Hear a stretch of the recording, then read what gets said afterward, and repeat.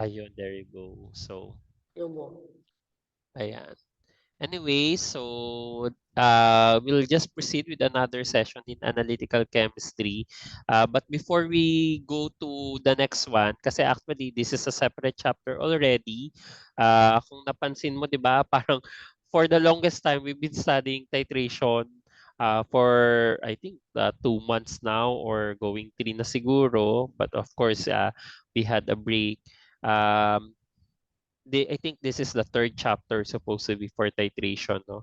So, but then before we proceed with that, let's just review, no, very basic concept about titration. So, basically, we have four basic stage.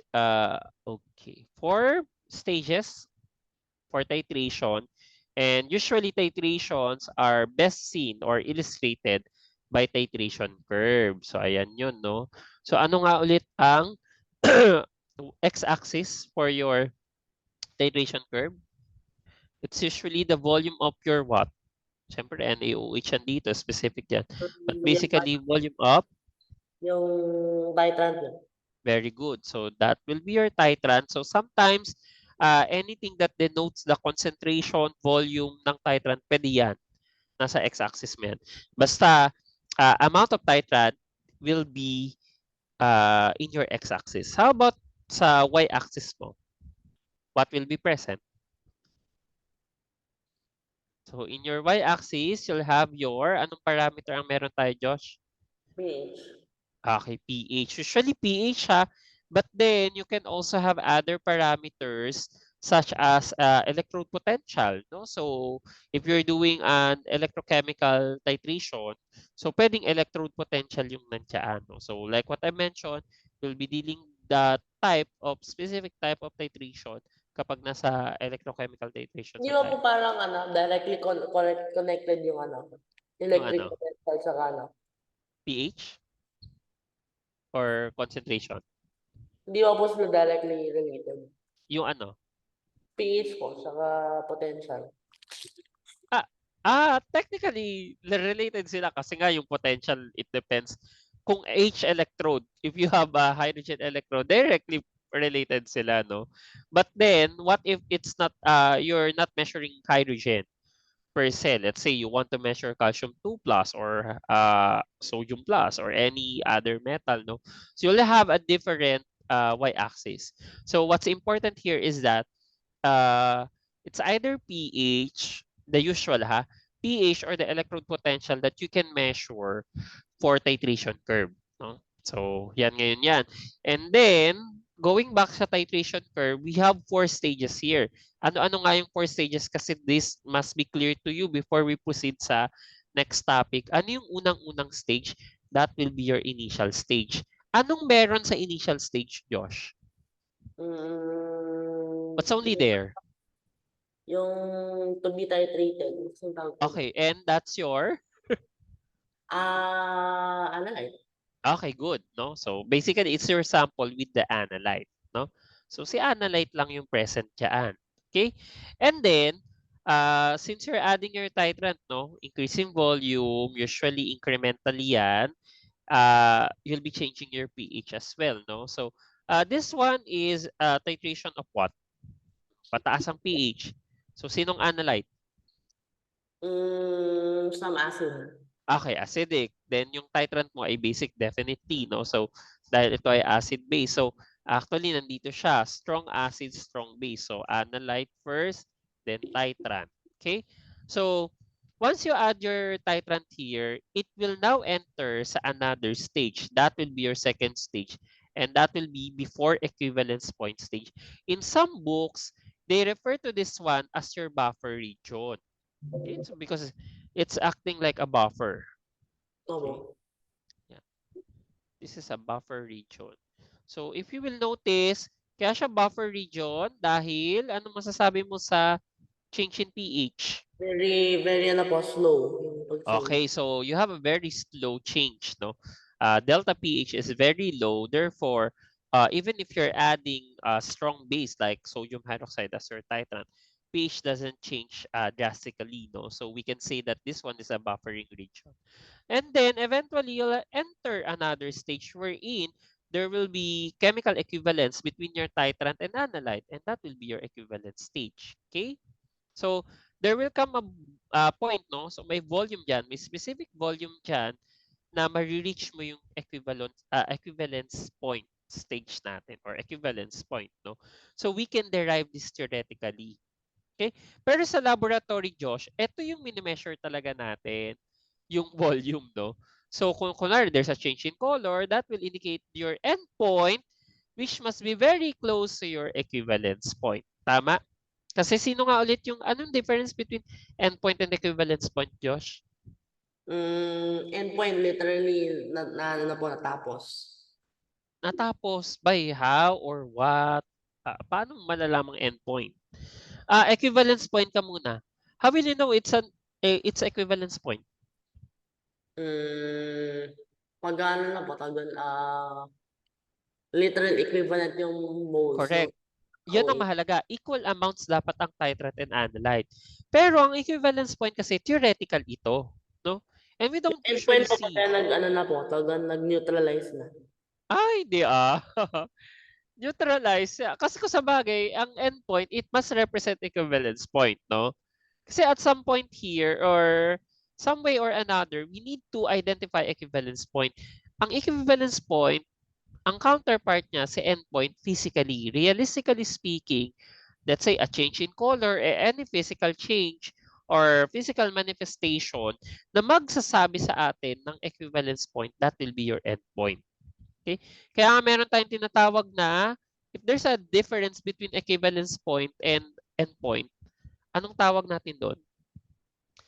'Di ba ideally, Josh, kung ano yung volume ng, 'di ba, ang volume mo dito ay 30 ml, 'di ba? Equivalence point mo 'yan. Opo. Paano kung ang endpoint mo ay 35? So there's a difference between the two. Dapat equal 'yan, no?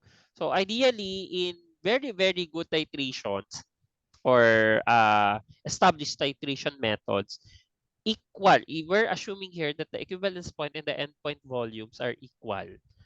Kasi kapag hindi, malaki ang iyong, anong tawag doon sa difference ng endpoint volume and equivalence point volume? Difference ng endpoint tsaka wala mo. Ilang beses ko sinasabi yan nung last time. Endpoint, no? Ano bang ginagawa mo? What analytical method is that? Yung parang... Titration. So kung parang error siya, anong tawag sa error na yun? titration error. Good. Titration error is Alam the ko difference parang between titration endpoint and equivalence point. So the difference between equivalence point and endpoint volumes will be your titration volume. Titration error rather. Okay, so once you're done with the equivalence point, you'll now have the after equivalence point stage, no?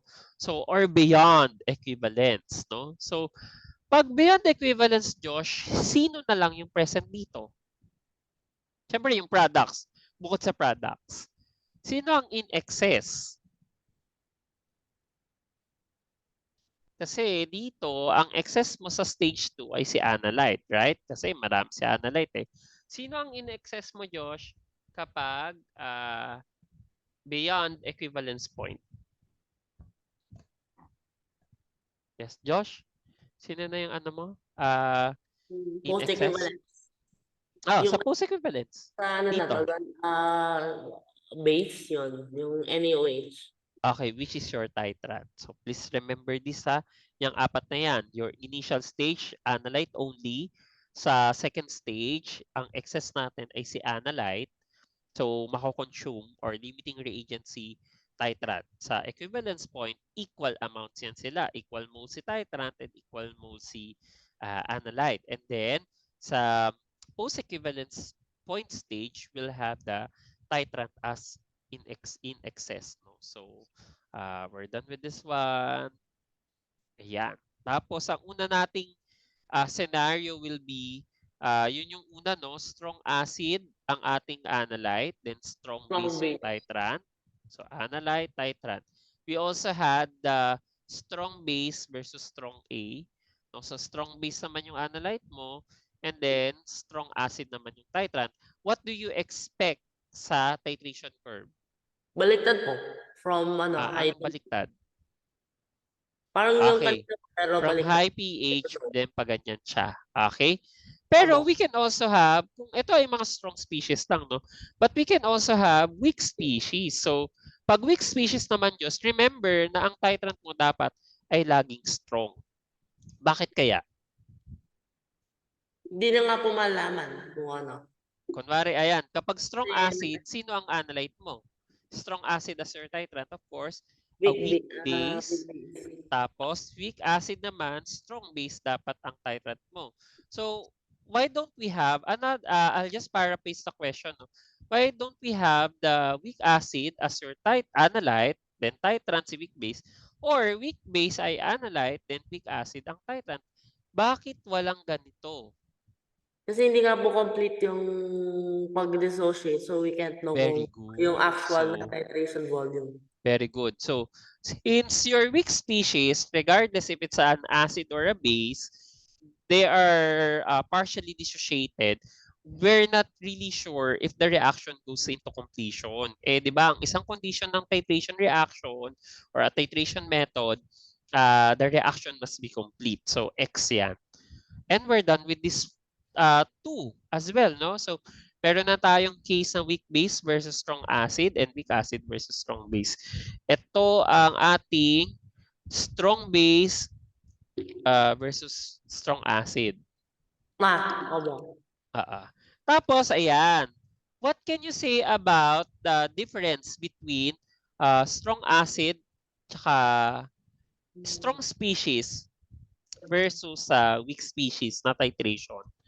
Kunwari, sa A and B, sino ang titration curve, let's say, ni strong acid versus strong base and weak acid versus strong base? Si A or si B? Strong acid versus strong base muna tayo. A or B, Josh? Kunwari lang ito ha. We're now having the strong acid versus strong base. Sino kaya dyan? Sino ang mas ideal na curve? A or B? Strong acid versus strong base. A or B? Si B yung yung dotted lines Yung or po, dotted yung weak. lines. Yung B yung weak. Okay, so siya ngayon ang weak acid versus strong base. Tapos ito ay yung strong acid versus strong base. Bakit? I don't know. I think Anong masasabi mo dun sa strong acid versus strong base? You have a pronounced what? Ayan, ang haba nito. pronounce yung po, parang yung ganon. Anong tawag nga dyan? It's That's your? the length of yung parang equivalence na parang steep No, na that's your pH break. pH break. Ayun. Or yung yung parang inflection point kasi yan no? Yung Naisip equivalence point. ko po yung So you have a longer pH break if you have strong species versus another strong species. Pero if you have a weak species versus a strong species, you'll now have a shorter pH break. This rule applies also to concentration. Ito yung sinasabi ng slide na ito, no? Kapag mababa, ayan, no? Mababa ang concentration, dito mababa. If you have a stronger or higher concentration, no? So let's say 0.1 versus 0.05. 0.1 molar NaOH versus 0.05 molar HCl, you'll obtain A. Pero if you have a diluted solution, let's say 5 times 10 to the negative 3 molar HCl versus 1 times 10 to the negative 3, 5 times 10 to the negative 4 rather, molar HCl versus 1 times 10 to the negative 3 molar NaOH, which is a much diluted, more diluted solutions compared sa nauna, you'll also obtain a weaker or a shorter pH break. Ngayon, Josh, ano ang advantage kapag malawak ang pH break? Can you give me an advantage kapag malawak yung pH break? If you have a longer pH break, what's the advantage for that? Yes, Josh? Mas marami pong yung you can see the transition for longer. Or, transition is wider. So, the pH transition is wider. Ano naman kung wide yung transition niya, yung pH transition? You can have what? Kung mahaba yung pH break, ibig sabihin, malaki yung jump, no, ng pH. So, pronounced nga yung pH break eh. So, pronounced din ang change. Ibig sabihin nun, pwede kang gumamit ng maraming what? Yes, Josh? Kasi pag mahaba ang pH break mo, ibig sabihin nun, you can use what? You can use yung ano po, tawag na yung all three of them. Yung nandyan po. What are those three? Ano yung mga yan? Lactonane, bromothymol blue, tsaka bromocresol green. BCG, oo. Ano yung mga yan? Those are Indicator. your correct. So indicators, no. Please take note, ang pagpili ng indicator pala ay pwede rin makita sa titration curve, no. If you have a long pH break, it means that you have a variety, no, of indicators, no. Kasi nga sakop niya yung buong ano na yun eh, kung ano yung transition color range, no, ng color change range ng ating indicator. Kung pasok siya dun sa pH break, we can use that, no. So let's say for A, yan. So curve A mo, Josh, sinong mga indicators ang pwede? For curve A, yan. O, burahin ko ulit to ha. For curve A, Josh, sinong mga indicators ang pwede? For curve A, yung all three of them. Correct. Phenolphthalein, bromothymol blue, and bromocresol green. Paano kung curve B ang meron ka? Which is the case for weak acids and weak species versus strong species. Sino ang iyong ano ang gagawin mo or gagamitin mong indicator? Yung ano na lang, si bromothymol blue. Correct. Bromothymol blue na lang yung may iwan. Good. So, ayan, nakuha mo pa to, no? So, okay na tayo dito. Okay. So, please take note, Josh. This is a table showing you on how to calculate weak species versus strong acid. So, kasi dito na nag-i-start yung 4 stages eh. So, let's say weak species versus strong species. Let's say we have a weak acid as your analyte, no? So, sa umpisa, sa initial, weak acid lang ang meron. Kapag nag-start na mag-add ng titrant, Josh, ano na ang mabubuo? Ano nga ulit yon yung stage 2 mo? What's your stage 2 again, Josh? Yung ano, tawag yun nga, yung equivalence po. Oh, hindi Hindi ka pa sa pre-equivalence point. What can you say about the pre-equivalence point? Correct. Sino ang present doon sa pre-equivalence point? Both ano po, yung yun nga, yung talan yung something, yung Titan tsaka Unlight. Both Oh, may present. titrant ka ba sa pre-equivalence point? Pre-equivalence point. Hindi mo pa meron pa pong konting-konti na lang. Wala na. Kasi pag pre-equivalence point, you're assuming here that the titrant will be consumed already kasi siya ang limiting reagent mo. Kasi ang dami mong analyte eh, no? So, in excess si analyte ngayon. So, let's say that will be your weak acid. However, you also form what? If you have a weak species, you're forming what? Let's say weak acid, Josh. Ano ang isa sa mga product? Weak acid. Yung ano na po, tawag yung counter ion na. It's not your counter ion. Don't call that your counter Salt. ion. Salt na. It's not your salt then. Weak acid ito. So what's the term, specific term for that? Let's say yung weak acid mo na neutralize siya ni strong base NaOH, it will form what? It's what? It's conjugate Conjugate?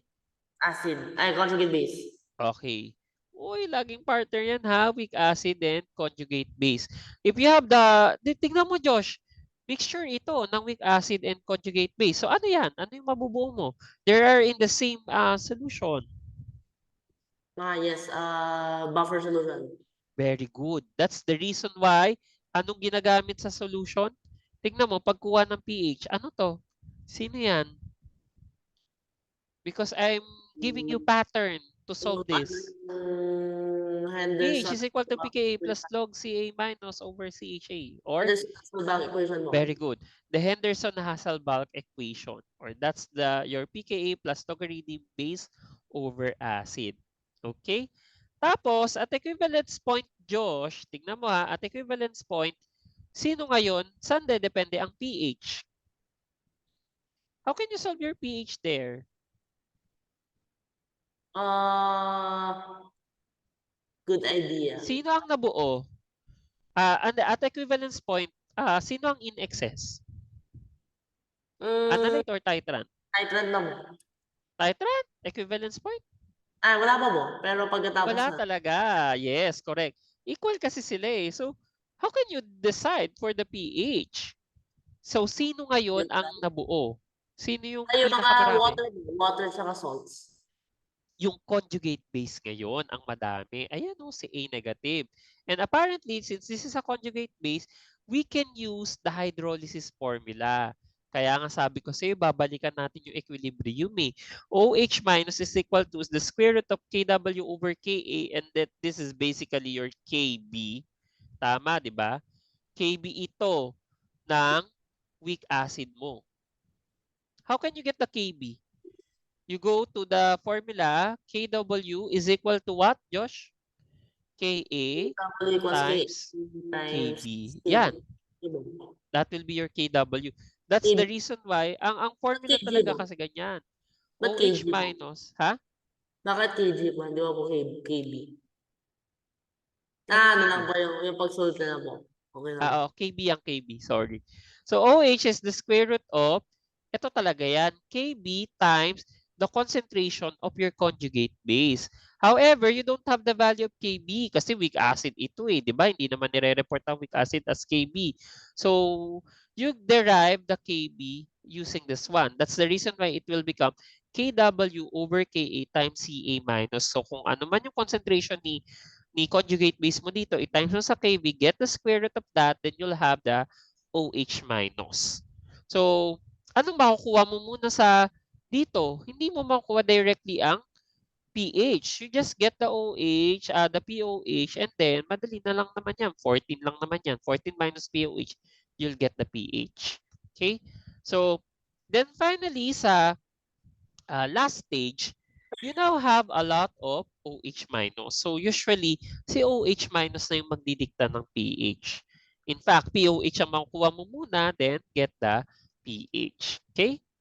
So, ito yung ating, si number 1, ito yung, sino ito?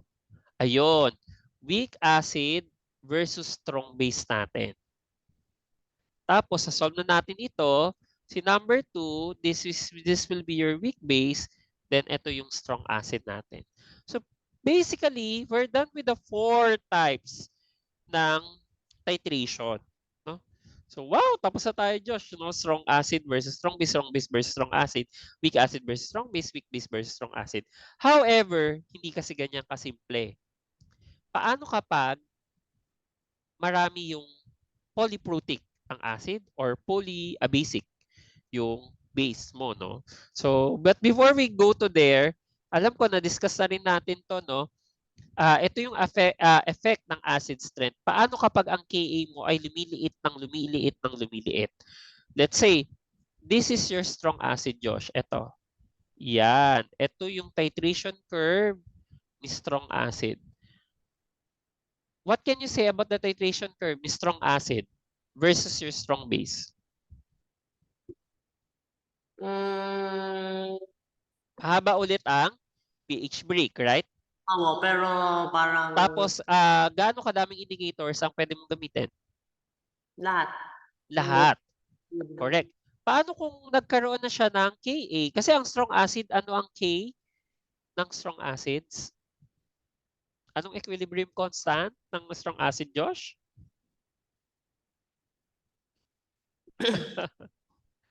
Oh, Josh, anong equilibrium constant ng strong acids?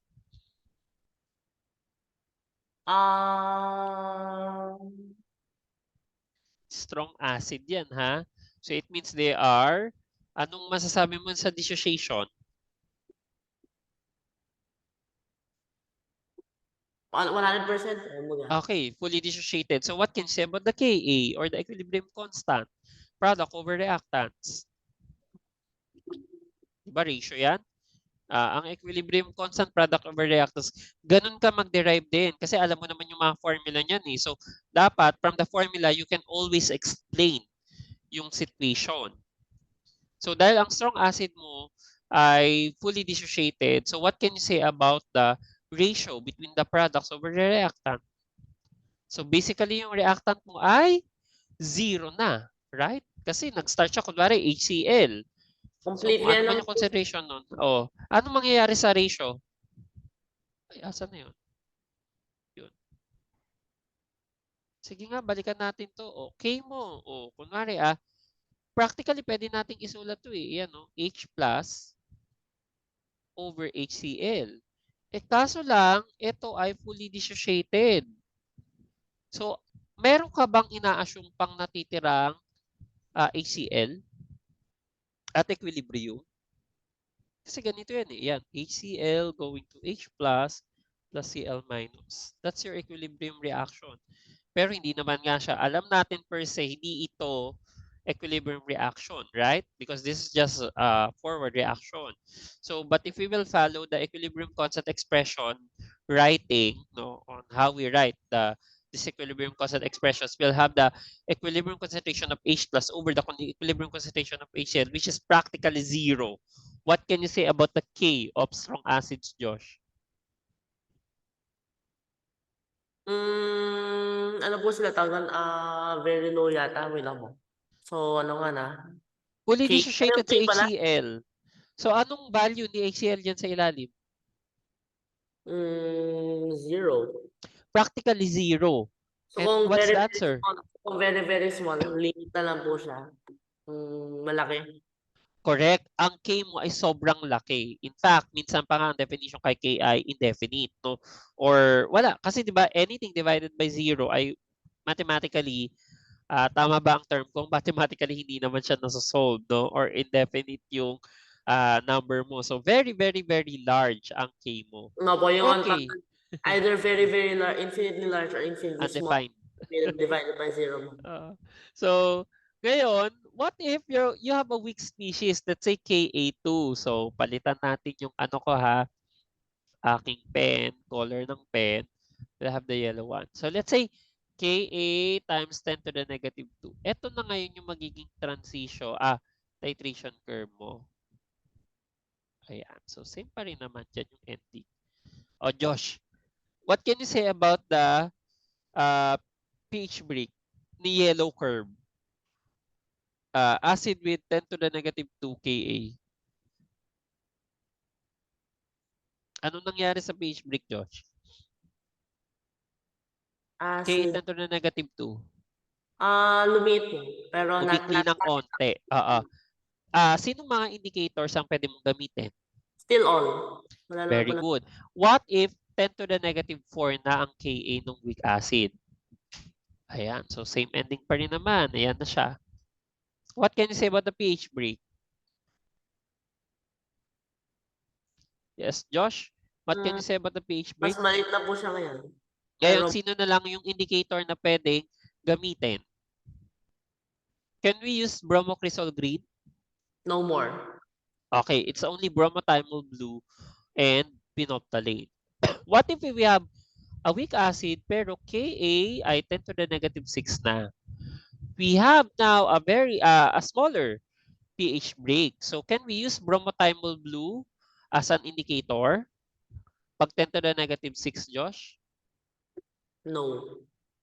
Definitely no. And kung hindi na pwede si bromothymol blue, wala na rin si bromocresol green definitely. And we can clearly see here that the bromocresol green transition range does not even fall dun sa 10 to the negative 6 na pH break.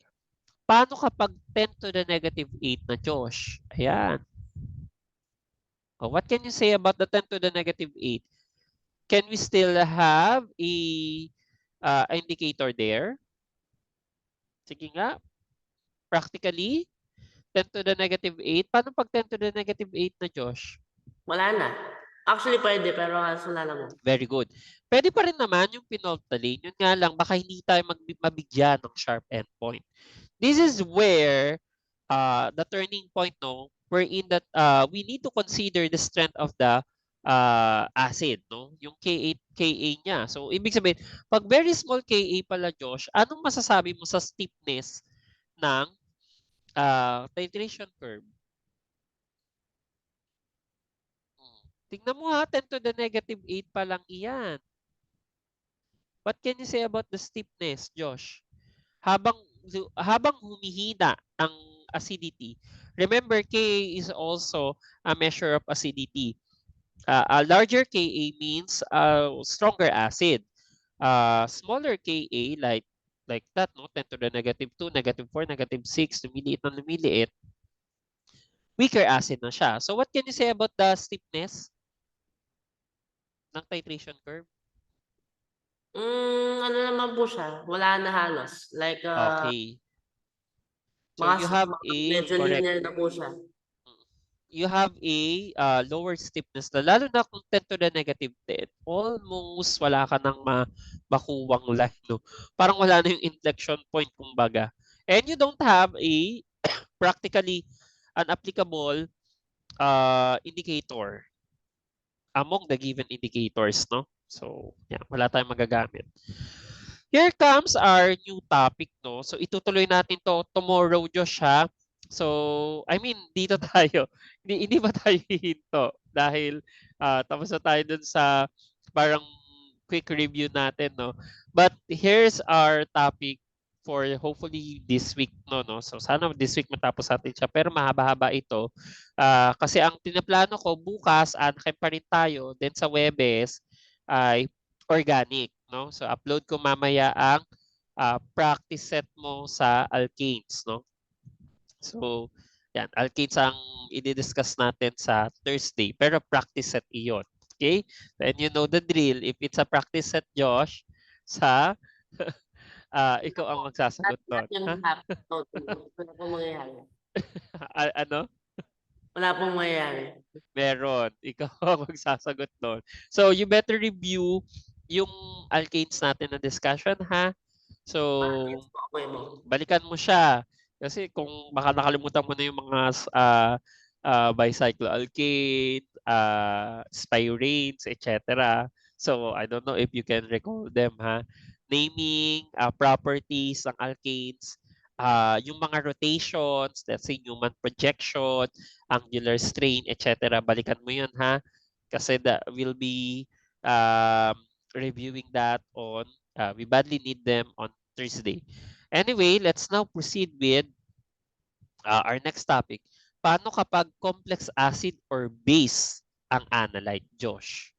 'Di ba? So, so far kasi ang dinidiscuss natin ay mga monoprotic. So, monoprotic acids and monoabasic bases. Kung yun yung mga species lang natin, no? One lang. So, paano kung ang analyte mo ay phosphoric acid? Paano kung ang analyte mo, Josh, ay asa na yung next slide? Paano kung ang analyte mo ay carbonic acid or carbonate system or carbon dioxide system, which is a very applicable system sa biological organisms. So, paano kunwari ang ano mo ay sulfuric? So, those things. Ibig sabihin, kailangan nating i-consider yung calculations and how do we create, no? How do we create titration curves for them? Josh, natabi mo ba yung mga ano natin? Titration curves for the first four problems? Mga abo. Oo, tapos natabi mo din yung may ano siya, yung na first derivative natin? I think so. Okay. Anyway, so idadagdag mo lang ito, no? So this will be our fifth one. The complex systems. At maraming cases ito. So makikita mo yung mga cases dyan later, no? So let's start first by understanding phosphoric acid system. So phosphoric acid, of course, you know this already. This is H3PO4. And then this one will have a different protonated species such as your dihydrogen phosphate, monohydrogen phosphate and then phosphate alone, no? So, unprotonated na yon, or deprotonated, fully deprotonated species of phosphate. So, practically, they are different in terms of their dissociation constants. So therefore, they will exhibit multiple endpoints in a neutralization titration. So can you give me an idea, Josh, what will be the titration curve of a phosphoric acid system? So syempre, ang volume ng titrant mo ay si NaOH pa rin, no? Let's say NaOH as your strong base. Sige nga, drawing mo lang, mag-sketch ka, Josh. Ano ang itsura ng phosphoric acid kapag tinitrate? Pagka tinitrate mo. Kasi practically, iba-iba ang Ka nila. The first Ka, when you remove the first proton of phosphate acid, is 7.11 times 10 to the negative 3. Okay. Malayo-layo na, ano na yan? Strong pa rin naman, no? 10 to the negative 3. Then, kapag dihydrogen phosphate na siya and you want to remove another proton, the Ka this time is 6.32 times 10 to the negative 8. This one is quite far from one another, no? 10 to the negative 3, 10 to the negative 8, 10 to the negative 5 difference. It's very big, no? Tapos, you'll now have hydrogen phosphate or monohydrogen phosphate and you want to remove the lone hydrogen there to form the phosphate ion. The Ka this time is 4.5 times 10 to the negative 13. So, they're actually different, no? Negative 3, negative 8, and negative 13. So, practically, sabi dito, they will give you multiple endpoints. Then draw. Sige nga, para lang magka-idea tayo. Ano kayang itsura ng titration curve ng phosphoric acid? Sige. Okay mo. Yes, Josh? Hmm. Yeah, mag-ano ka lang, annotate.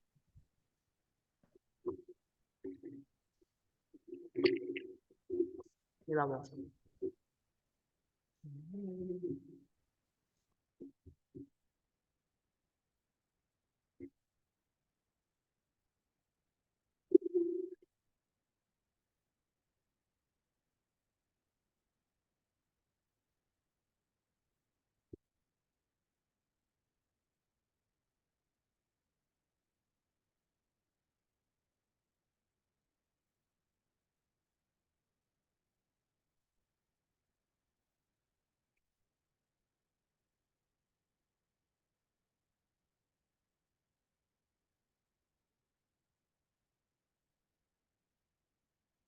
Okay.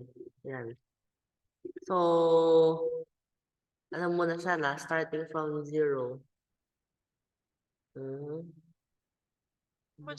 Hindi yan mag-i-start sa 0 kasi ang analyte mo may pH yan eh. Hindi, parang some sort of. So, dito siya, mababa. So,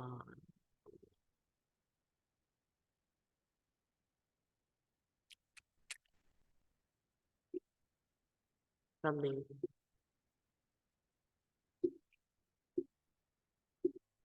I-apply mo na din yung natutunan mo kanina. Di ba habang nagiging weaker ang acid, numinipis yung stiffness. Di ba? Yan yung pinakita natin kanina eh. Make it more realistic. Okay. Pwede na yan. Something like that. Yeah. Perfect. Actually, this is what a phosphoric acid titration looks like, no?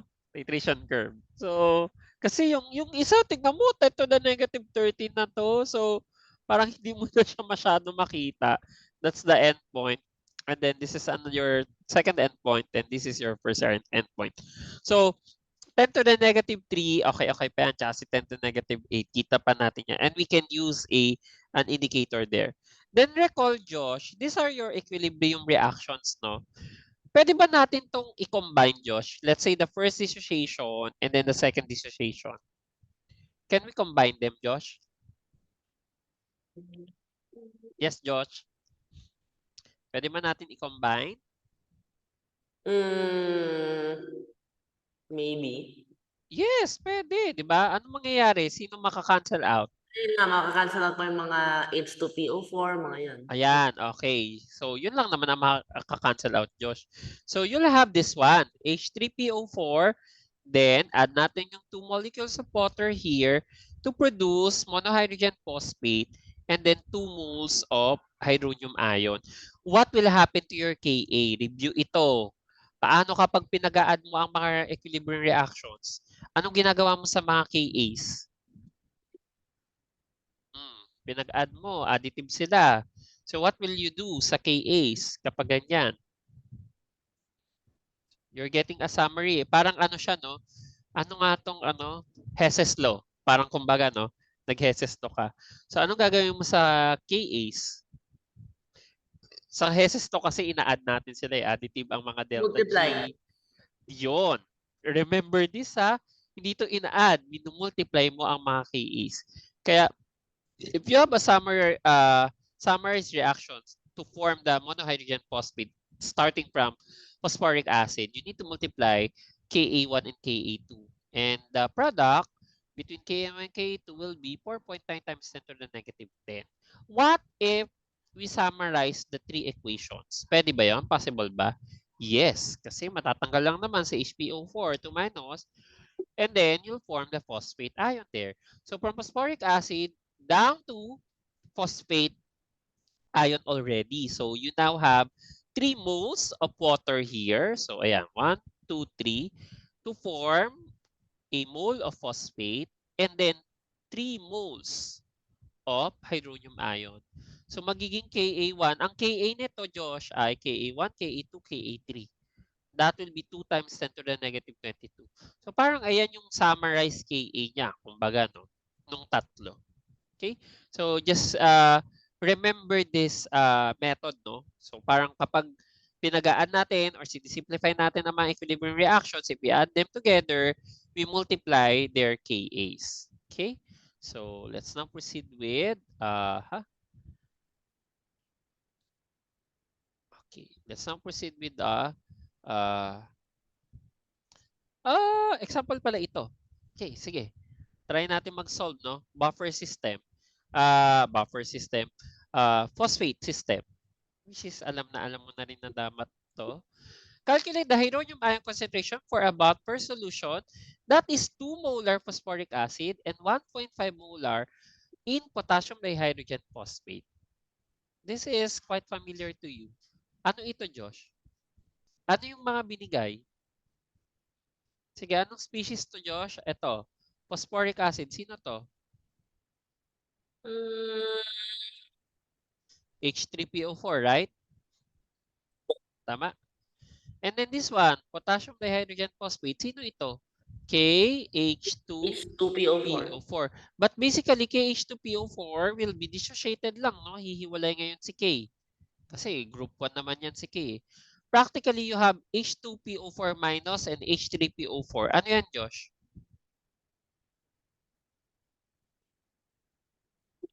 You form what, Josh? May phosphoric acid ka, may H2PO4 minus ka. Buffer. Okay, yan no muna. Alam mo na yan. Stop ako dyan, ha? Alam mo na kung paano isosolve yung pH. How about sa second one? Calculate the hydrogen ion concentration of a buffer. So, ayun, buffer ulit, no? That is 0.05 molar in potassium hydrogen thalate or KHP. So, ibig sabihin, KHP yung binigay and 0.15 molar potassium thalate. So, binigay dito yung Ka1 and Ka2 nung KHP. So, ngayon, ito yung task mo, Josh. Sa number 1, identify mo sinong Ka kaya yung gagamitin mo dyan. Ka1, Ka2, Ka3. Same din sa number 2. Then, calculate the pH. So, paki-screenshot ito, Josh, because you'll be sharing your screen later or your whiteboard. Okay na to? Actually, may copy ka nito dun sa updated presentation. Okay na tayo dito, Josh? Opo. Okay. Ito ang mga Ka ha, yung Ka values. Sige, stop share ka na lang and then I'll write. I'll stop sharing and then you share now your whiteboard.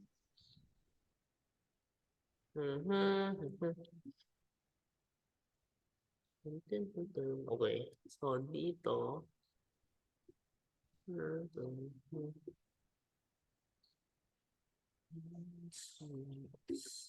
Okay, asan na yung whiteboard mo, Josh? Because I'll be writing Tingnan mo. the different KA values. Ayan. Then, let me annotate lang. Ay, shocks. Exit full screen tuloy. Ay, ano nangyari?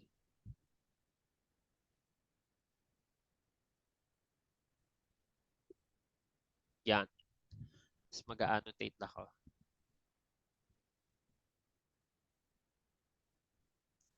Nawala yung annotate ko. Ayun. This is for number 1 ha. Yan, nakikita mo. KA1 is equal to sorry.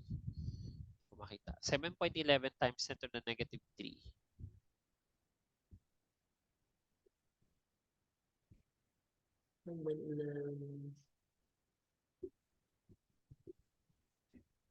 Then KA2 is equal to 6.32 times 10 to the negative 8.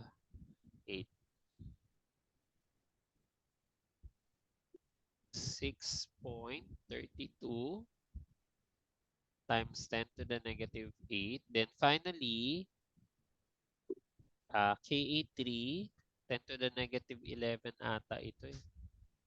Negative 13 pala. 4.5 times 10 to the negative 30. Ay, nawala ulit ang annotate ko. What's happening? Ayun. 4.5 times 10 to the negative 30. Pakisulat, Josh, yung given na concentrations. May What? pumasok sa ano. Sige, sige. Isulat mo, Josh, yung given na concentration. Concentration. Oh, what's happening? Yan. Okay, so given concentrations.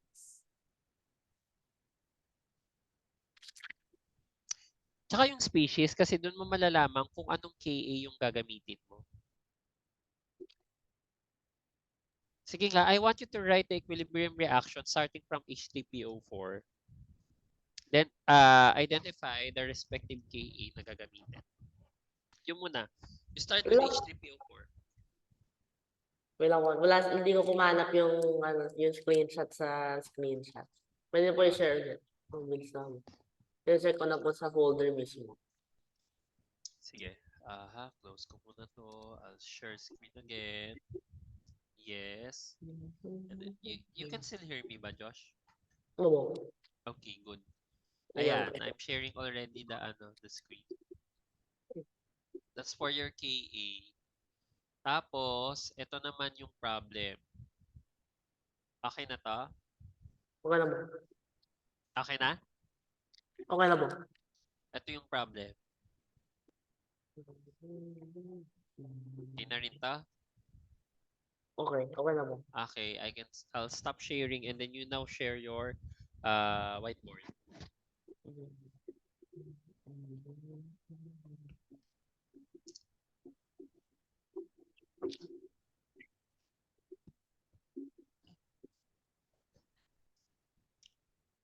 You start first with showing the reactions. Bro! Ibabalik kita sa basics kasi yung mga susunod nating lessons halos puro ganyan. Kaya very important that you I solidify the... Wala po talaga. Ito lang po yan nakuha. Wala po sa screenshot. Ayan, oh. Ito lang po. Pero yung problem po, wala. Hindi mo nakuha yung problem. Sige, isave mo na lang ulit yung problem, ha? Hindi dapat i-print screen ko po para sigurado. Sige, I'll share. Yes, and then this one. Ayan. Go ahead. Just tell me if you're good, ha?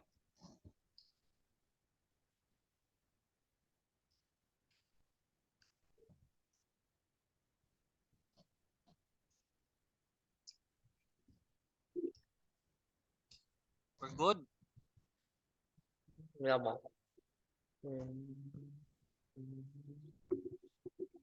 Okay na? Yan. Abo. Okay, I'll stop sharing and then Ayan you na. now share. Calculate the hydronym. Dapat nakuha to. Wait. Folders, pictures, screenshot. Okay, nakuha na mo. Okay, good. Oops.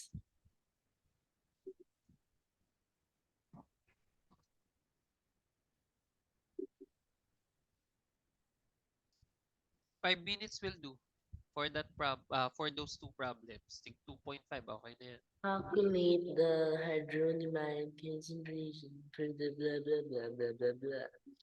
Okay, so You start first by writing the reactions. Yun na lang muna. Oh, you start with H3. Okay, good. Sige, sige. Tama yan. Tapos, tignan mo kung sinong Ka yung involved. Plus H2O. Don't forget the H2O.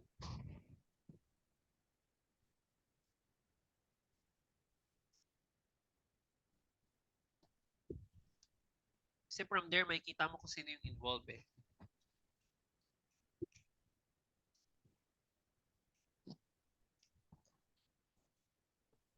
Sinong Ka yan? Sulat mo dun wait sa lang. Teka right lang. side niya.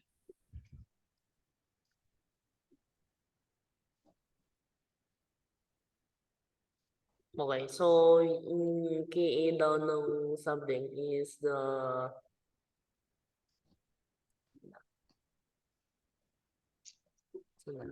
dito. Ka1, which is 7.08. This Ka1. Tapos yung Ka2. Negative something. Negative 3. Kaya na, sinulat ko dyan sa ano. Nakikita mo yung ano, sinulat ko. It's in the whiteboard. It's written on the whiteboard. Opo, tapos ito. Mag-ice table pala.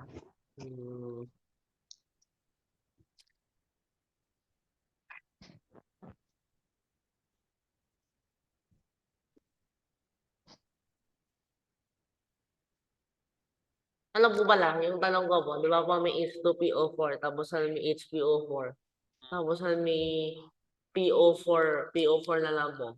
Meron ba pong H-1 PO4? Wala na yan. Lalo na.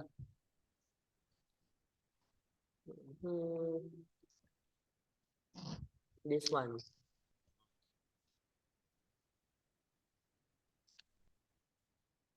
And something.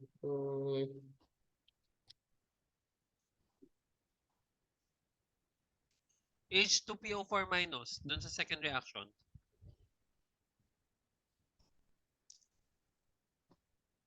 Okay, good.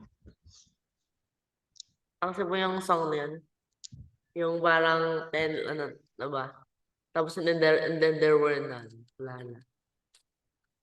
Wala na pong hydrogen. Yeah, that's the third reaction.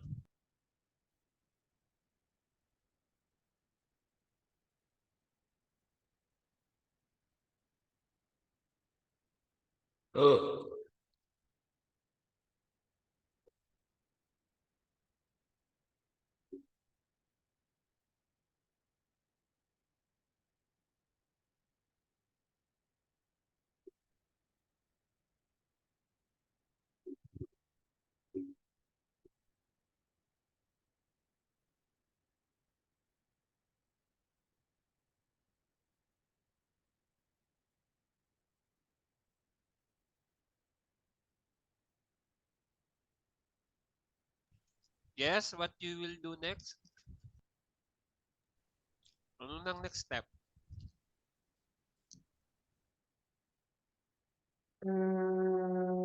Do the ice table. Okay, 2 molars daw. Blah, blah, blah, blah, blah, blah. phosphoric acid, okay. Tapos, assume na lang na 1.50. Hindi yata kasama tong H2O. Hindi nga. This one is 0.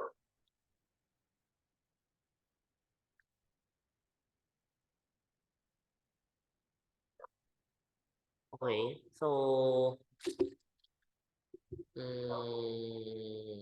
strong acid. Strong acid daw po. Hindi pala na. Hindi pa wala strong acid na tong ano. So, minus yung ano nga na to. Minus X.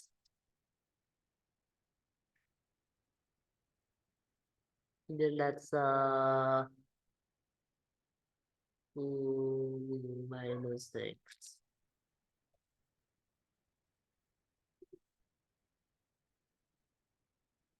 New Zoom whiteboard sa dream come true.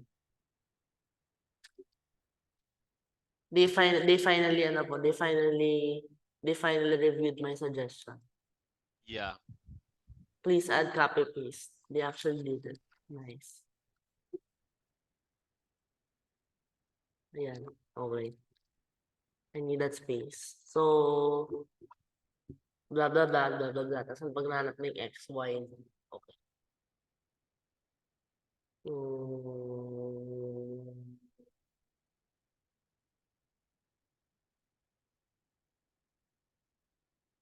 Hindi kaya po, there could be a formula for this. May lang ba?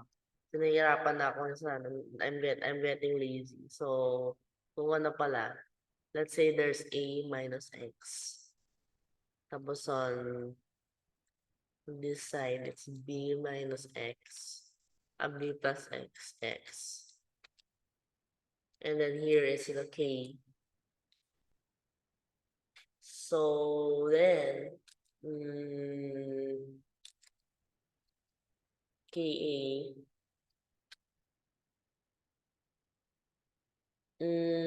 No.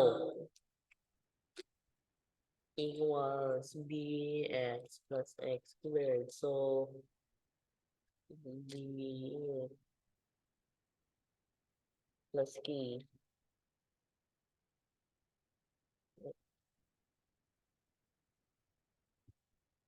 minus k equals 0. Tama po to. Tama ito.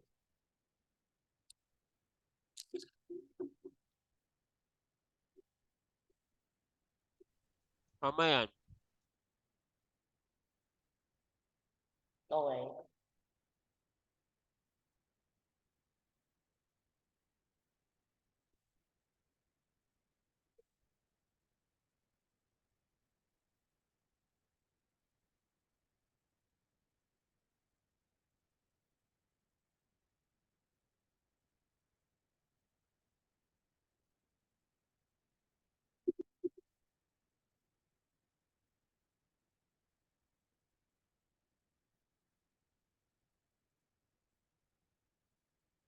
Okay, then yun lang yung ruling principle ko for the rest of lagi ko na sa dito. Red. How do I change colors? Okay, ito. Do you have the value na for the X? Wala mo. Why is it one? Di ba na pwede mag-change na color? Magagawa na siya. Okay, I have something new to report. Gusto mo parang ini-edit mo na siya dyan? Para hindi ko, so talagang, so I will get lazier and lazier pa yung ultimate goal. Until I don't need to do anything. Yan. So, yun na yung, the new. Okay, therefore, yun.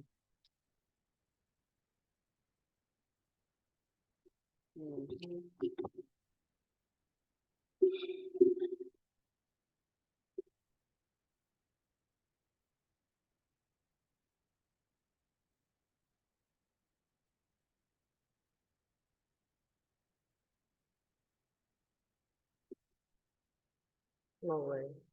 So, therefore, this is 1. Tapos, B is What is B again? Okay, this is B. B A. Okay. B plus K. No, it's B. It's A. Yes, okay. So 1.5. Okay. Let's hope it works. So 7.11 negative. Mm,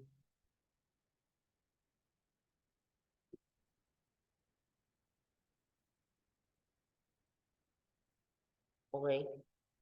Negative this. Hmm?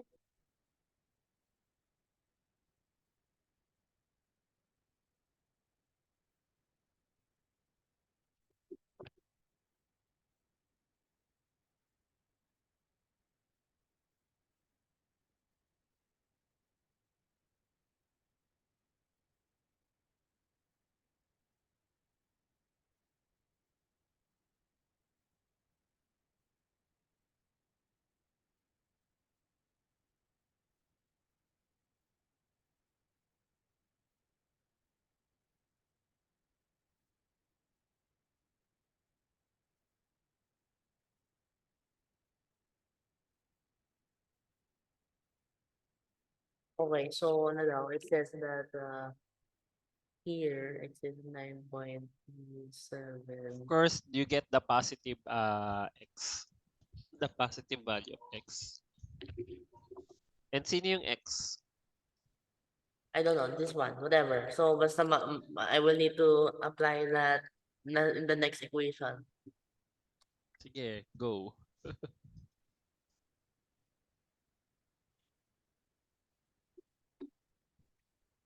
None. Okay, good. Wala ka pang HPO42 minus. But you have H2PO4 minus. Right? Bro. So I need to add that. Mhm. Not Probability very small. 9.377 times the negative 3. You just add with 1.5. So it did basically nothing.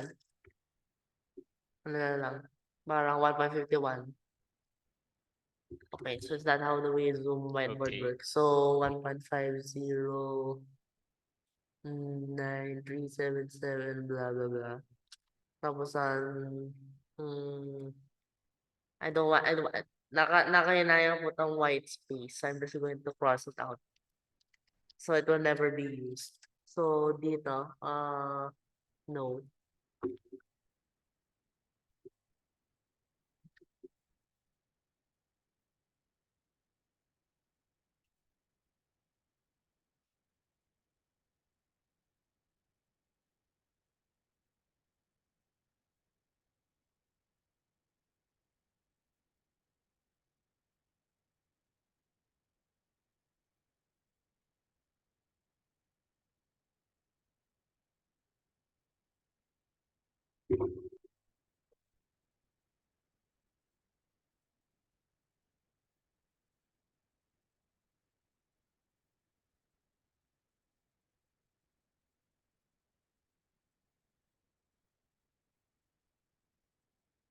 Bali si Y ay yung H3O plus na manggagaling kay H2PO4 minus, right?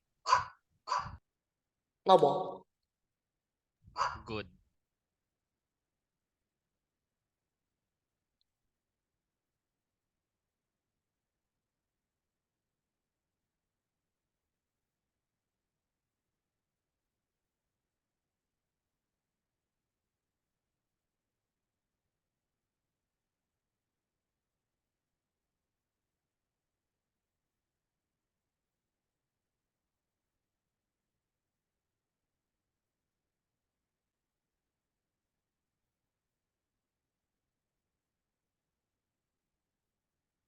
Hmm, bakit negative?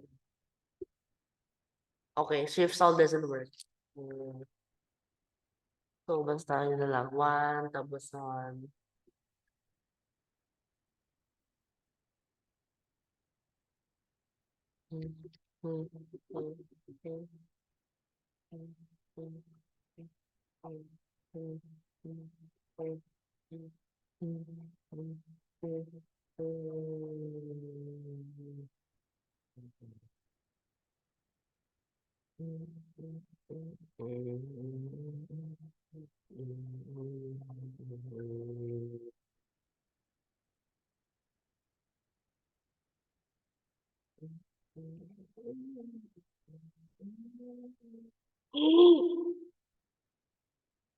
I almost deleted everything.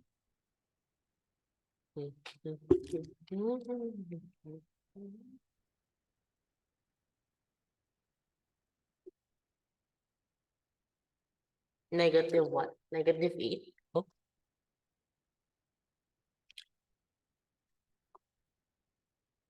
Is it safe to say na lang po kasi pag ginawa ko na yung sa ano, na wala na. It's negligible yung What? yung pag in-add ko na po 'to. In-add ko What's po your 'to, Y? wait lang po. Ito negative 8. Mga 3.08, Sige, lagay mo muna. yan. Yan yung Y. Please, pakilinaw, Josh, kasi X yung nakasulat eh. Ah, Kasi yung X mo ay nandun sa taas. Negative. Negative 9 na kagad? 4. Negative 4. Okay. I have a good feeling this is wrong. Somehow. I just feel I just feel You like don't know, it's malay mo. I just feel like my destiny will never be yung first try will never be correct. I don't know why. Okay, so yun nga daw blah blah blah blah blah blah. Wala na to. It's too negligible. Ay, hindi, it's not negligible pala. Okay. 3.088 times 9 negative 4 plus.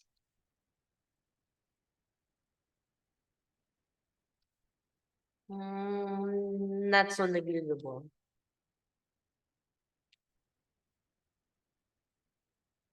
Okay. Blah, blah, blah. Blah, blah, blah.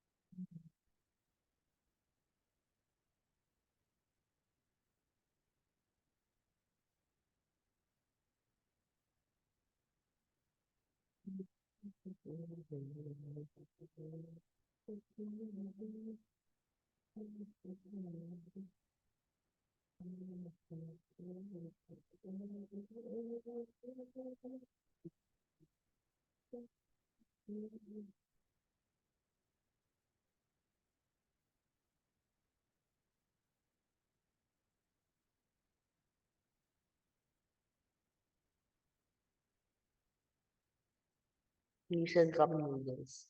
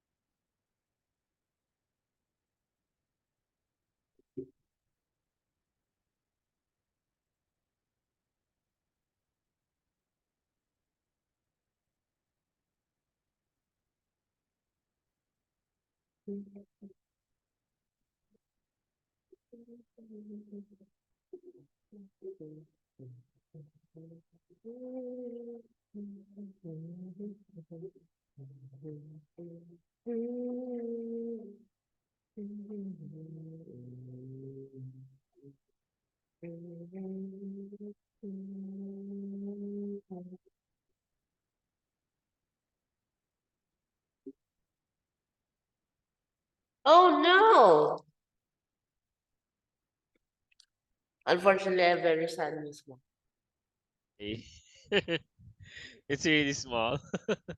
Hindi mo. It's complex.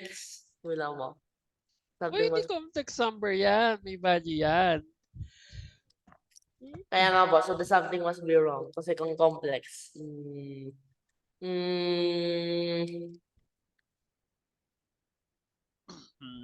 Let's hope. Okay yun. Meron mo. It's not complex this time.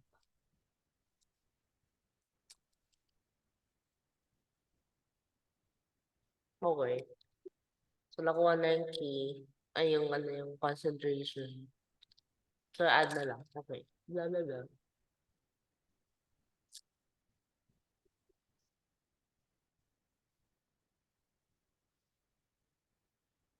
No, I do not accept this. It must be a straight line. Hmm. You will move here. And you will move here. No. Yan. So now, I can into straight line. Okay, there.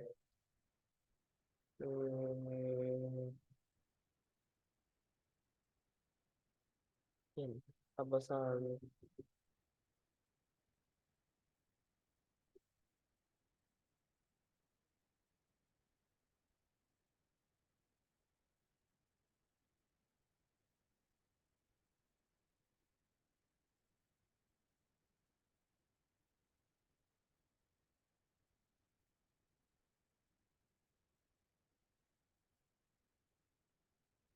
hopefully na wala naman po mangyayari masama.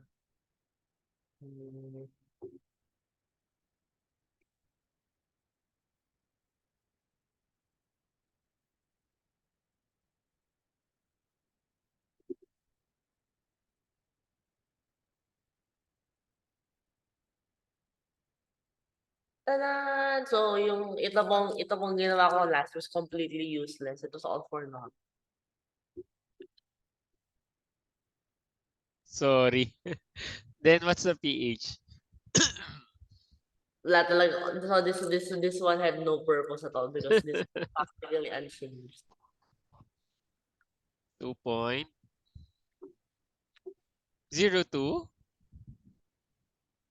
No. 2.01 Ay, po. 2.01, sorry. 2.01. Okay. Let's check.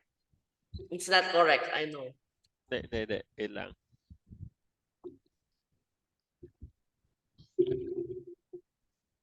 Uh, 7.11 exponent negative 3.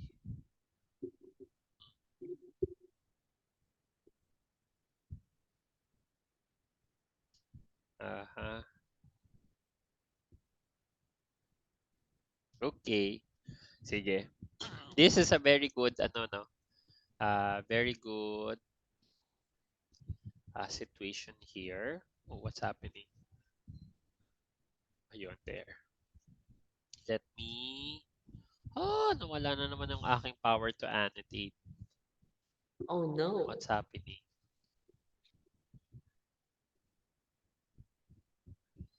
Wait, let me, lang.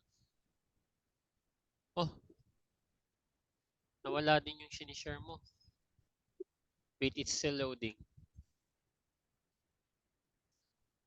Ikaw naman yung nag-share, Josh, di ba? Pwedeng pa-unshare then re-share mo ulit. It's not loading on my side. So on my end, it's not loading. It's, please unshare then share it again.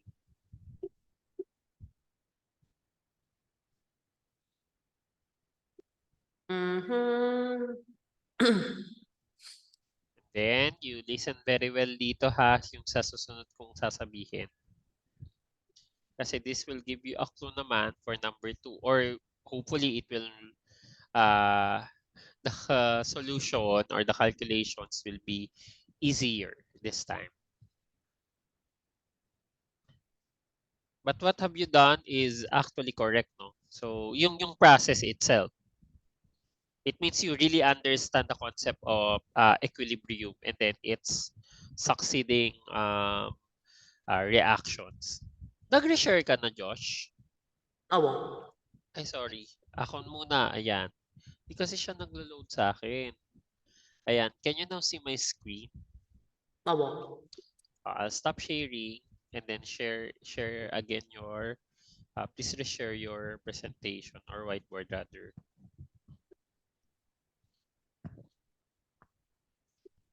Yun na. Mhm.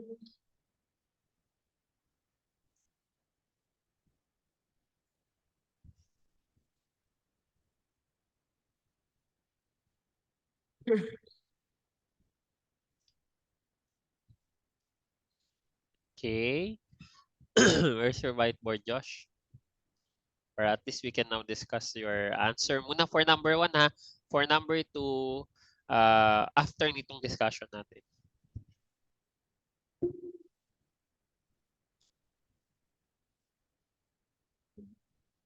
Yan na mo. Nag-share ka na? Loading. Ay, ayun, Ayan mo. loading din sa. Yun, finally. Okay. Ayun, meron din ako. Okay. First things first. So this is correct, no? So what you have done is you started with H3PO4 and then eventually H3PO4 will give you H2PO4 minus and HTO plus. That's correct. This is the first dissociation for phosphoric acid. And dahil malaki yung Ka value mo, Josh, 10 to the negative 3, what can you say about this reaction? Mataas ang Ka mo. Anong meaning yan, Josh? It mostly favors what? The forward or the reverse reaction? Basically, it's reversible. However, hindi yan equally reversible. Dahil 10 to the negative 3 siya, Josh, what can you say about the reaction? Sinong pinifavor niya? Yung forward or yung reverse? Yes, Josh? Oh, you listen very well dito.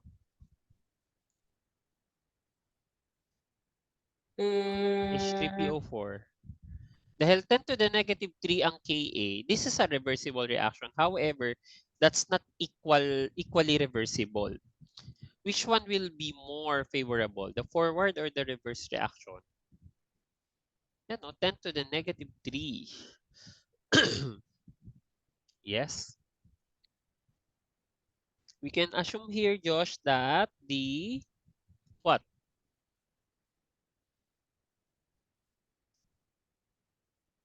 Ten to the negative 3 ang Ka. So what can you say about the reversibility ng reaction? Sino ang mas favored? Yung forward or yung reverse? Yung ano yata mo, so pabaliktad na. So dapat bigger yung sa reactant side. Yeah, Mm. bigger yung sa reactant side kasi nga maliit eh. But compared to 10 to the negative 3, 10 to the negative 8, 10 to the negative 13, Mas malaki. okay, relatively, mas pa-forward ito. Okay? Compared dun sa other two. Right? So if that is the case, Josh, your H3PO4 is the main contributor for your hydronium ion. Okay? Tama, di ba? Also your H2PO4 minus. However, sa problem na ito, hindi lang kasi si H3PO4 ang nasa system. You also have H2PO4 minus. So this H2PO4 minus, in fact, no, ay nagko-contribute din ng H3O+. So, and then HPO4 2 minus. So, with this Ka. Okay? So, it's good that you started with this, no? 2, and then may 1.5 ka. Then, doing the ice table, you'll have this. Can you get the pH for this one, Josh? Anong pH for this one?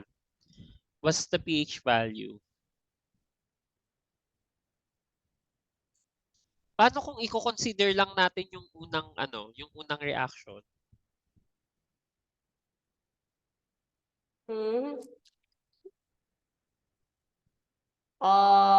Anong Wait lang. pH yan, Josh? Mga 9 point ano na. So, dapat mga ano kaya, mga 2.02 ba? 2.02. Okay? 2.02. That's the pH. Yan. Okay. Then here comes your H2PO4 minus. Correct naman, no? Kasi you started with 1.50 and then you realize yung H2PO4 minus mo, dalawa ang source niya. Galing kay H2PO4 at yung dun sa sodium hydrogen, dihydrogen phosphate, dun sa salt itself. That's the reason why it became 1.509377. Then you'll have another Y, and your Y here is the hydronium ion coming from your H2PO4 minus. Okay? So, yan yung galing kay H2PO4 minus. And then eventually, papunta ulit yung HPO42 minus, mabubuo to, forming phosphate ion, and then HTO plus. And dahil 10 to the negative 30 ang Ka nito, no? Ka3, very small na lang. In fact, negligible to. Ito ngayon yung scenario, Josh. Usually, pag phosphoric acid ang binibigay, and if it's a buffer of phosphoric acid and dihydrogen phosphate salt, let's say sodium dihydrogen phosphate, potassium dihydrogen phosphate, alam mo Josh kung ano na lang yung kinoconsider? Ang kinoconsider na lang natin ay Ka1. This is your clue here. Josh ha, pakitandaan ulit ito. If you're given with phosphoric acid together with its conjugate base, dihydrogen phosphate, you just need to consider Ka1 na lang. Okay? Kasi tignan mo, yung pH na nakuha mo, 2.02. Ano yung pH na nakuha mo overall? Pag tinatno mo sila, 2.01. Here comes the idea of simplification. Nag-a-assume tayo dito. Ano yung assumption natin, Josh? Ang assumption natin ay ganito.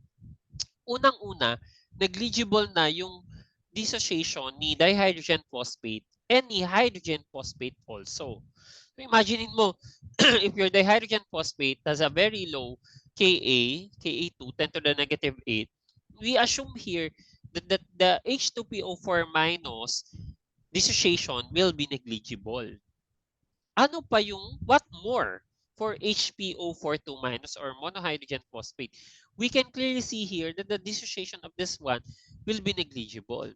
If we assume that way, Josh, we assume also that the hydronium ion coming from your H2PO4 minus will be negligible compared to the hydronium ion coming from your H3PO4 or phosphoric acid.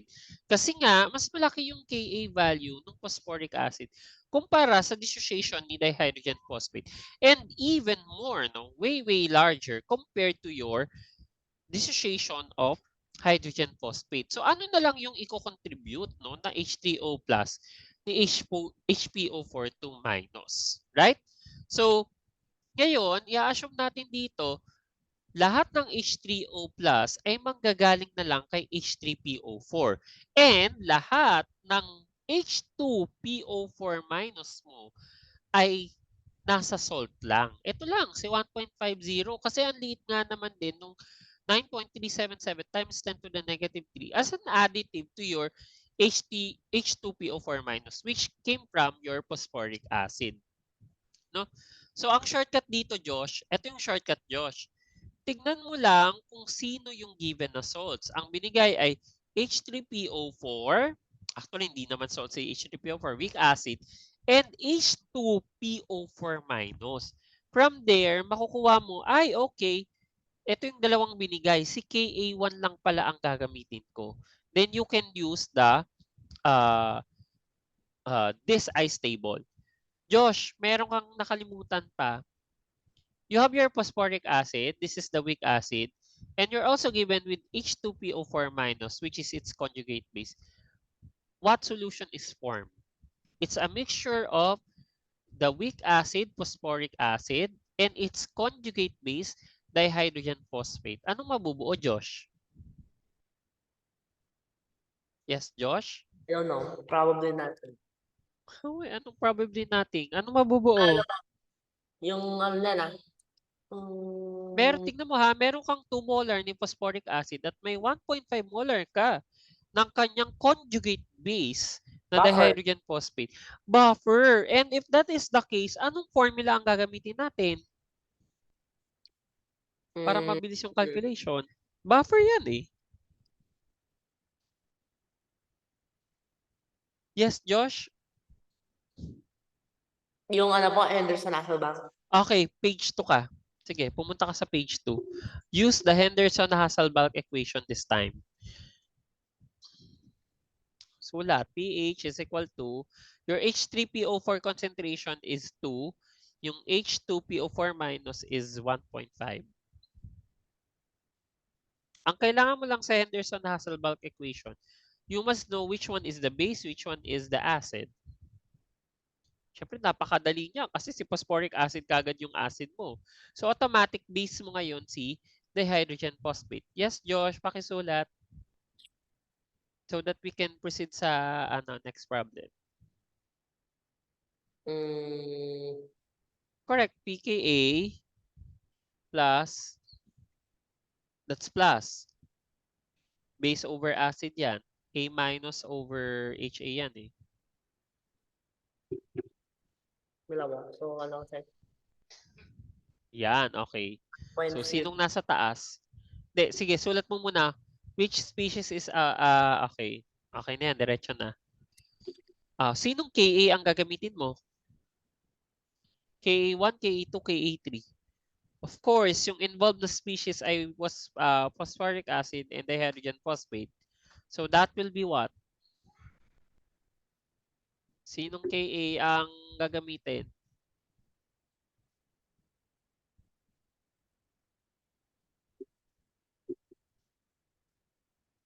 Sinong Ka, Josh, ang gagamitin? Yung sa ano po na?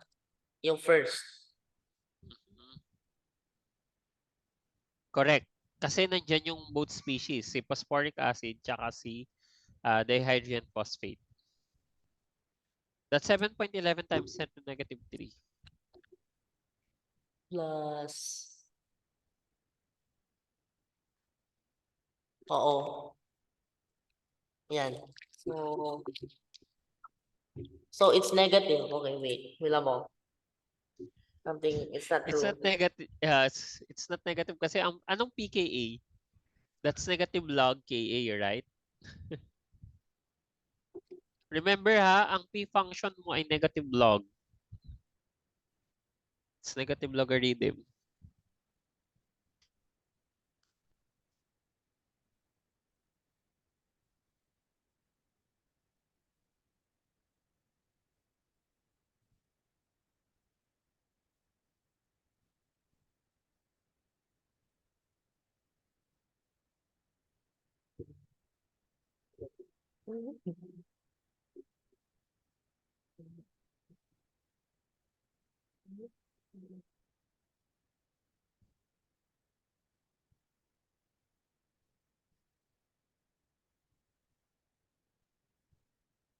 What happened?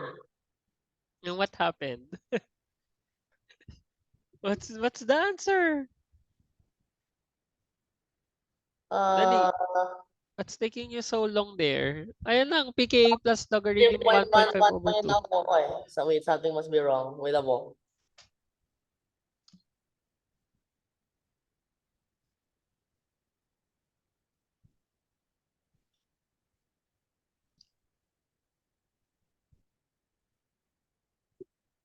Why is it negative 0.11?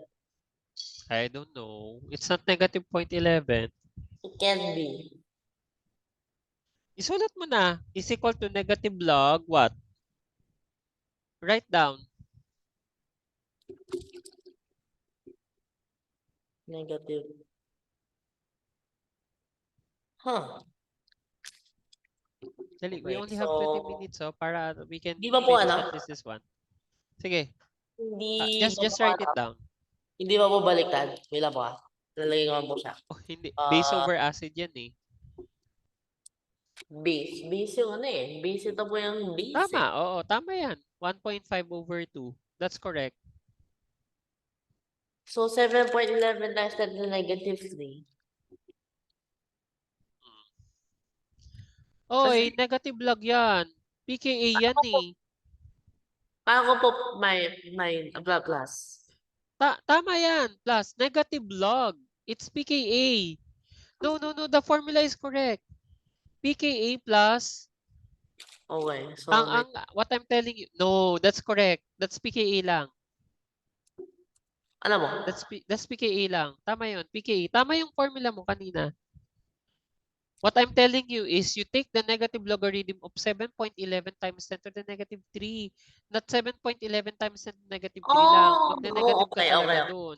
So, yun pala ba nangyari? I forgot to take the See? P function. Like what I mentioned, p functions are always negative logarithm. That's the reason why you take the negative logarithm of 7.11 times 10 to the negative 3 first before, yan. 2.2023 or 2.02, which is practically, ano to? Ito yung sagot mo sa KA1 lang, right? Yung sa kanina? Tama? Ano?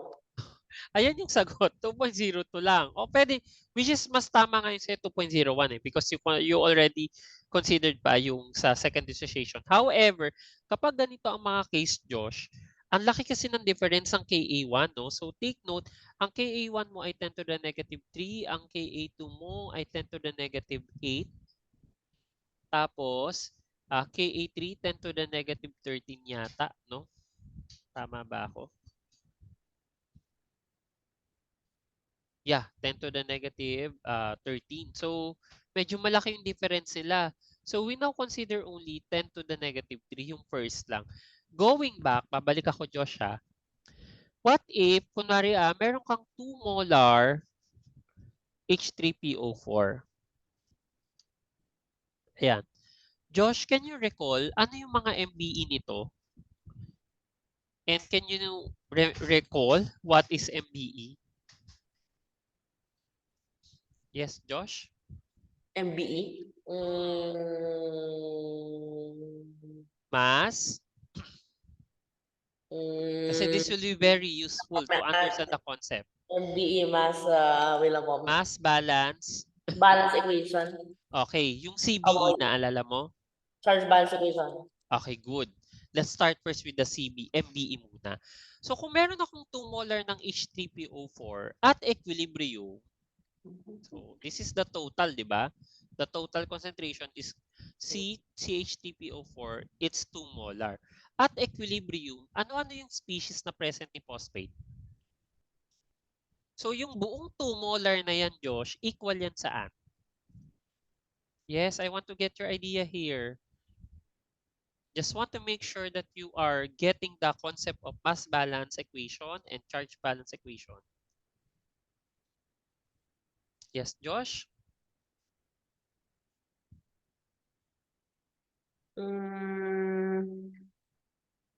Okay, so no. Bilang mo.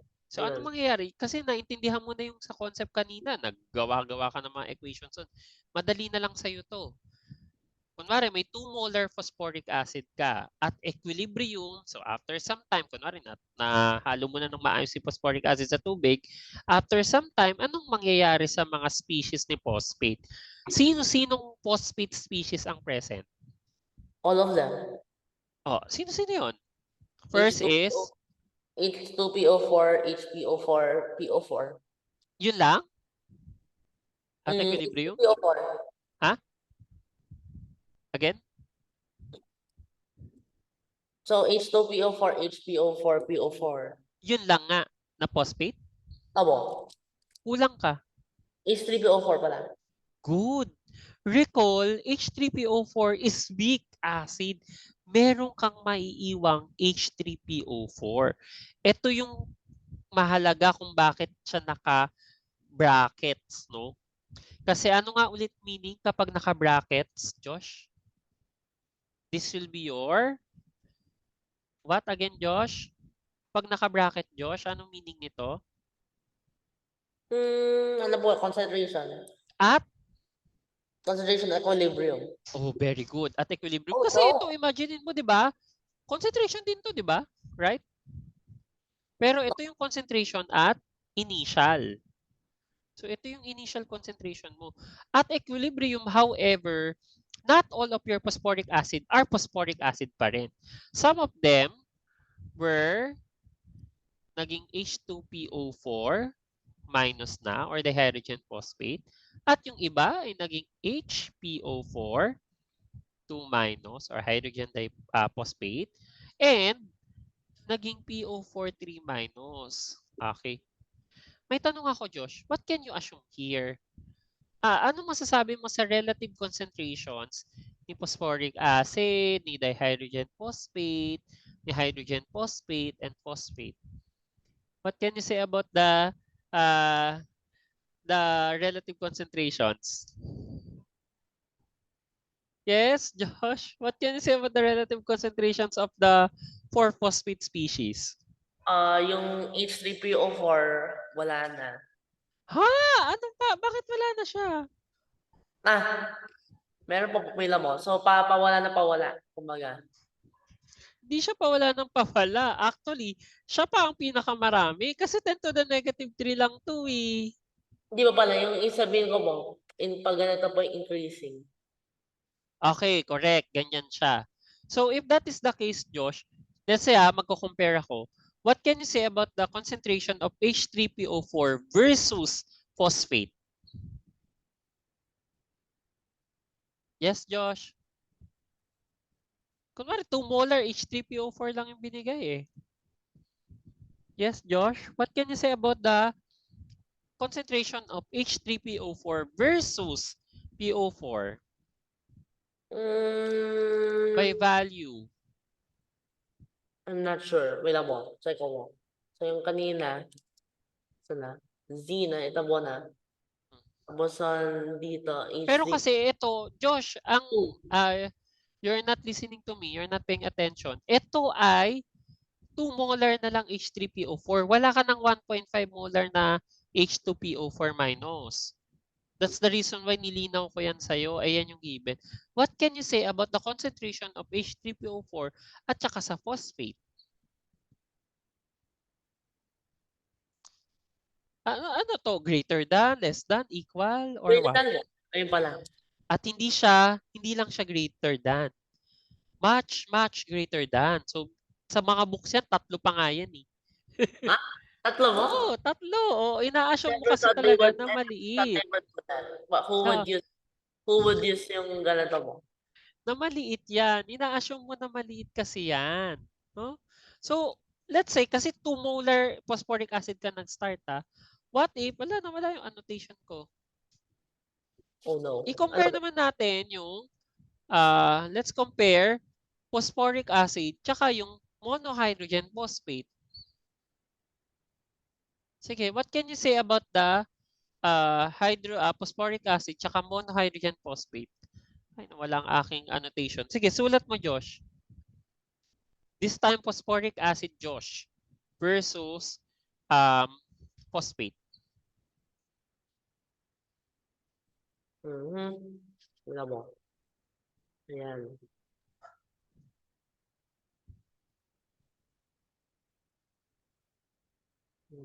Phosphoric acid and monohydrogen phosphate. So, phosphoric acid. Okay, Saka so, monohydrogen phosphate. Sige, sulat. Monohydrogen phosphate. Sa scenario na yan. mga ganun lang. Good. Ganyan pa rin. Kasi we assume here that the phosphoric acid nga ay masyadong malaki yan. Okay? Kumpara dun sa monohydrogen. And what can you say about phosphoric acid this time with dihydrogen phosphate? Okay, good. No, so we're pretty sure that the phosphoric acid is greater than H2PO4 minus. Okay? So, kapag ganito Josh I'm telling you kasi magiging complex ang mga solutions natin sa mga susunod na slides, Josh. Ano ang pwede mong i-neglect kung ganito siya? PO4. At saka, actually up to this point, pwede mo yan i-neglect. Yung nakita ko nga po, ito nga po yung nangyari. So, this one, wala halos ang effect. Yeah, yan nga yung gusto kong i-point out dito eh. Kasi ikaw mismo nakakita na, okay, yung Ka3 or yung the third dissociation is really, really small. Kaya pwede mo nang i-let go tong mga to because they will not affect your concentration significantly. Kung error-wise, kasi ang Anakim ay error, Josh, no? Kung error-wise ito, negligible ngayon yung errors na yan. You Actually, can isn't pass it that out. all about errors, kumbaga yung accuracy? Yes, correct. Ayun pa, measure of accuracy din, di ba? Kasi makikita mo eventually, it will boil down to how many significant figures. Paano kung dalawang significant figures lang ang hiningi ko or 3 sig fig lang, di ba? Tingnan mo, pag nag-Henderson-Hasselbalch ka, tapos sinabi ko, use 2 significant figures in the final answer for the pH. Anong sagot? 2.0 parehas. Right? So why will you, eto ngayon yung concept dyan, Josh, why will you go through the rigorous calculation if you can use the simplified version? Because we're dealing with time this time, we're dealing this time we're dealing with time. Time of calculations, Josh. Kaya maganda, kaya nga sobrang natuwa ako ngayon sa calculation mo eh. Nakita mo yung long cut, no? Tapos makita mo, ay, negligible na pala yung sa third. Actually, yung second gan, negligible na rin yun eh. Kasi at the end of the day, you'll be having 2.02, 2.01 na pH. Very, very close na, no? So, sa real world, okay na yan kasi plus minus 0.01 will do. Okay? So, ngayon, this is my next question, Josh. Ito yung susunod kong tanong. Saan manggagaling si H3O+? Sige nga. Anong mga sources mo ng H3O+? Kasi ito yung unang MBE mo eh. This is your first MBE. I'm telling you how we're reviewing how to write mass balance equation. So remember ha, ang mass balance equations, Josh, pwedeng isa, pwedeng dalawa, pwedeng tatlo, pwedeng marami yan sa isang system. Pero ito kasi dalawa lang yan. Saan manggagaling ang H3O+? Galing from all of them, except PO243. Sulat. Sige, sulat mo. So very good. H3O+ will come from H3PO4. Pero yung concentration ba ni H3O+ equal siya kay H3PO4?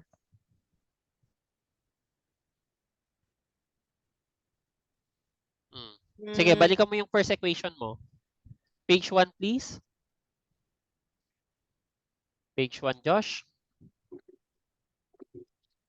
Okay. Sa una mong reaction, saan equal ang H3O+? Ka-equal niya yung concentration ni...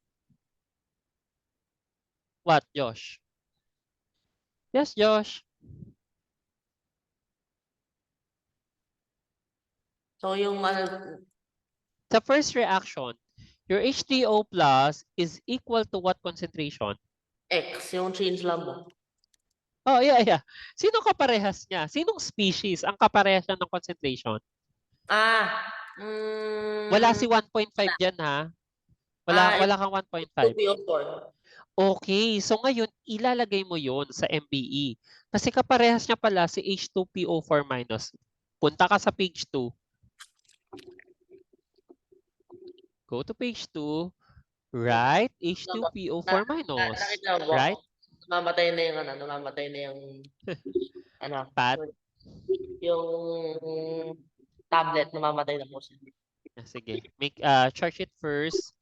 Dahil mukhang hanggang dito muna tayo sa para next tomorrow we'll proceed with number 2. At least na-review na natin to. Writing mass balance equations and charge balance equation. Very important kasi ito sa mga next topics na natin. Kasi ito ay complex system, Josh. Unless otherwise gusto mo gumawa ng program, ayan, 'di ba, nagpo-programming ka, paano natin masosolve yung mga ganito? Complex kasi yan. Kaya kapag ganito sa Anakim, dahil kamay tayo, no, parang manual calculation, we do assumption here and simplifications. Yan, nag-assume tayo na, example, H3PO4, the equilibrium concentration of phosphoric acid is much, much, much greater compared to your phosphate concentration, which is true. Napakaliit niya nung phosphate concentration compared to your equilibrium concentration of phosphoric acid. So, ulit. So, pakilagay. Saan nanggagaling ang H3O plus mo, Josh? Yes. Ang unang source ng H3O plus ay si H3PO4. Pero hindi mo naman ilalagay yung concentration dyan ni H3PO4 kasi hindi naman sila equal to begin with. Right? So, si H3PO4 kasi, siya na yung nabawasang H3PO4 kasi nag-dissociate into H2PO4 minus and H3O plus. Sige, go ahead, Josh. Your first source of H3O plus. Sulat, Josh.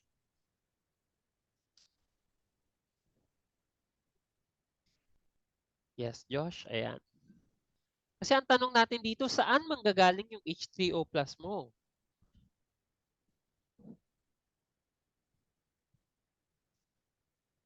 Mhm.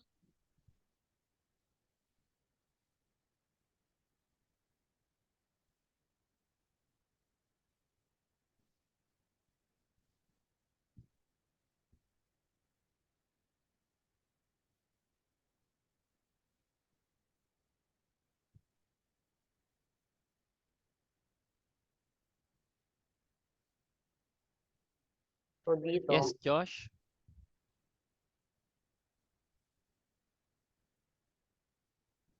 Oh, bakit kay PO4 ka nag-start? si ano muna na. Bakit H3PO4? Why H3PO4? Ilang marami po siya. Go back to your first equation. Sige, balik ka sa page 1 mo. Kailangan mo itong maintindihan ni. Ayan, tingin ka, Josh. Saan ang galing ang H3O plus? From all of Eh, them. Except Hindi. PO4. Tama kay H3PO4 siya nang galing, right? Ano po? Tama? Pero sa H3O plus, sa first reaction ka lang muna. Sa H3O plus, sino yung kaparehas siya ng equation? Sino yung kaparehas siya ng concentration rather? Ng value. Sino yung kaparehas siya ng value? Di ba X siya? Ang X ba ay 2 or 2 minus X? Di ba? Nagigets mo ko? Ano po? Anong opo? Explain. Sino kaparehas na H3O plus? First reaction lang tayo. Yung H3O plus, kasi pagkapareho na po yung H2PO4, X po siya pareho. Correct. Sa H2PO4 minus lang kaparehas niya. Kaya, hindi sa H3PO4 yung ilalagay mo doon. Kasi siya yung H3PO4. Iba yung value niya. Right? So, yun yung una mo. So, H2PO4 minus. Sige, punta ka. Then, succeeding na yon. So, alam mo na yung pattern.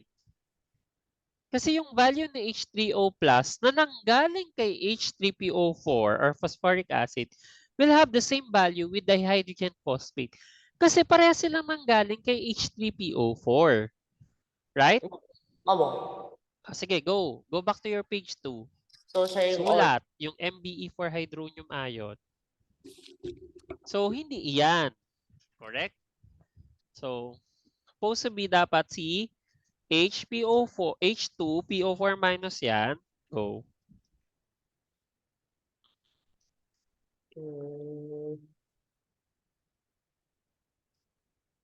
Tapos, sino pa? O, sino kaparehas sa second reaction? Sino kaparehas na H3O plus? Very good. Yan na siya. Yan na po. Tapos, oy, meron pa. Sa third reaction mo. We're writing all eh. Okay. May susunod akong tanong. Ayan lang ba yung source mo ng hydronium? Sila lang No. ba ang source mo ng hydronium? H3PO4 po. Sino pa? Water. Lahat sila nanggaling kay Water. H3PO4. Correct, water. At pag nag-dissociate si water, sino ang ka-equal ni H3O plus? Sa OH. concentration. Good. Plus OH minus sa dulo. Nagigets?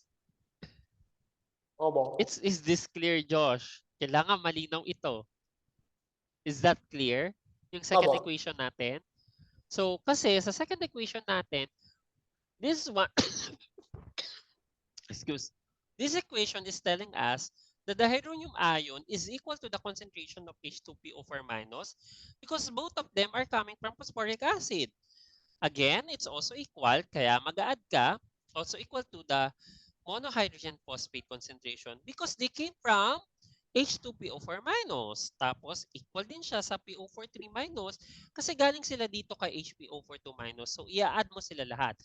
Plus, yung H2O plus na nanggaling kay water which is equal sa concentration ni OH minus. May tanong ako ngayon, Josh. Ito yung tanong ko, Josh, ha? What can you say about the concentration of OH minus? So, ibig sabihin, anong masasabi mo? I'll rephrase the question. Anong masasabi mo sa hydronium ion concentration na nanggagaling kay water? So, is water your main contributor for H2O plus No, in this definitely not. system? Correct. Kaya ngayon to, usually Josh kapag nagka-calculate tayo, tinatanggal mo ngayon to. Explain nga ulit. Can you explain that? Why are we neglecting the OH minus here? Mm, Why are we neglecting the OH minus here? I don't know why. Baka kasi ano po, tagan, it's very little. Why? Why it's very little? Basically, negligible po siya kasi yung halos hindi nangyayaring auto-ionization. Kasi nga 10 to the negative 7 pa. Another thing, ano pa? Very obvious. Very obvious to. Bakit maliit yung OH minus tingin mo? Kasi to begin with, ano yung system mo? Acidic. Exactly. Acidic yung system mo. So, ine-expect ko ba marami yung OH minus mo? Tinatanggal yan sa calculation. Clear tayo dito? So, kaya ang water, ang hydronium ion mo, ito nga yung susunod ko. Di ba pinakalculate kita, ano yung pH given si 2 molar H3PO4 tsaka 1.5 molar HPO4 HPO42 minus. Anong napansin mo doon? Yung third dissociation ay almost what? Hindi siya almost. It's what can you say about the third dissociation, Josh? Yes, Josh. Yung sa third dissociation mo, dun sa calculation mo kanina. Halos wala nga pong epekto. Okay, so masyadong maliit yung nanggaling kay HPO42 minus tapos ka-equal niya si phosphate. So ano pang pwede nating i-neglect dito? Eh no, kunwari gusto mong kunin to, yung H2O plus. You want to determine the concentration of H2O plus and you want to simplify things. Ang complicated niyan, Josh. Tignan mo ha. Ilang ano yan? Ilang variables yan? 1, 2, 3, 4, 5. 5 variables yan. So, to solve 5 variables, ilang equations ang kailangan mo, Josh? Naalala mo? Sa Fine. math yan. Dapat pareho sa number. Correct. If you have 5 variables, dapat 5 equations yan. Tingnan mo nga, dalawa pa lang equations natin, di ba? Kaya ka nag-a-assumption dito or nag-assume and nagsisimplify. Ano pa napansin mo, Josh? What can you say about the H2O plus? Yung sources niya. Masyadong maliit yung kay? Yung kay water nga po, saka Yung kay ano pa? Yung third. PO4. Correct. Masyado tong maliit kumpara dito sa dalawang to. Actually, ito tanggal din to eh. Kaya basically, si H2O plus ay equal lang dito. So actually, sa calculation mo, hanggang dito tayo. Ayan, hanggang dyan tayo. Sa calculation mo ha, ito yung talagang naka-affect lang no, sa ating calculation. Okay? Hanggang dito lang.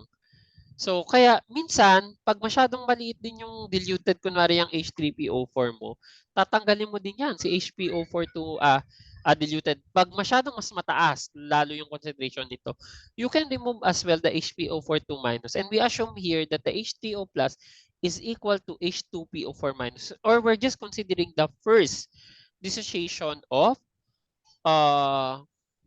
phosphoric acid. No? Masisimplify natin yung mga bagay-bagay. Okay, that's your MBE. Last question for the day. Ano ang CBE ulit? TV parang ano lang po, yung tawag doon, i-babalance Ano? na lang po yung minus tsaka plus. Sige, sulat.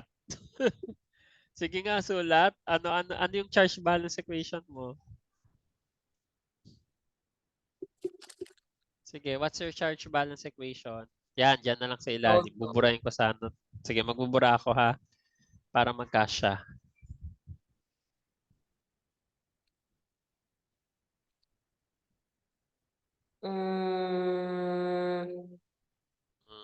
Ano? Uy, bakit mo Parang, binura? ah? Nabura siya.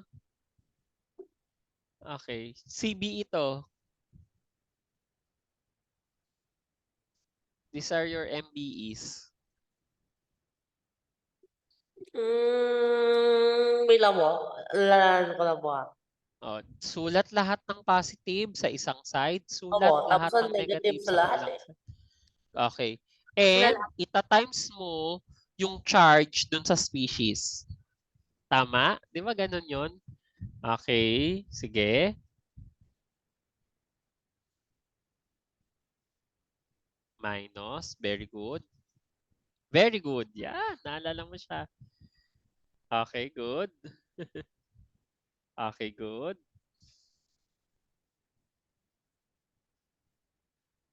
Okay, good. That's your CBE. Ang CBE laging isa lang yan. Oh, I know. Laging isa lang yan ha. Recall that. Laging isa lang ang CBE natin. Okay, so with that, we're good for today. Please remember, Josh, I want you to review before we proceed sa next meeting tomorrow. 3 to 5 siguro tayo. Update na lang ako. 3 to 5 or 4 to 6 ulit. Update ako. Please review writing CBE and MBE. Okay? Pero tomorrow we'll start with number 2, yung potassium hydrogen phthalate. Ang una kong ano doon sa'yo, task ay isulat yung reaction ni potassium hydrogen phthalate. Okay? It's nice to see you again, Josh. And ayun, again, Happy New Year. I'll see you tomorrow, ha? Sige po. Sige Yeah, po. sige. Thank you. Opo, bye-bye po.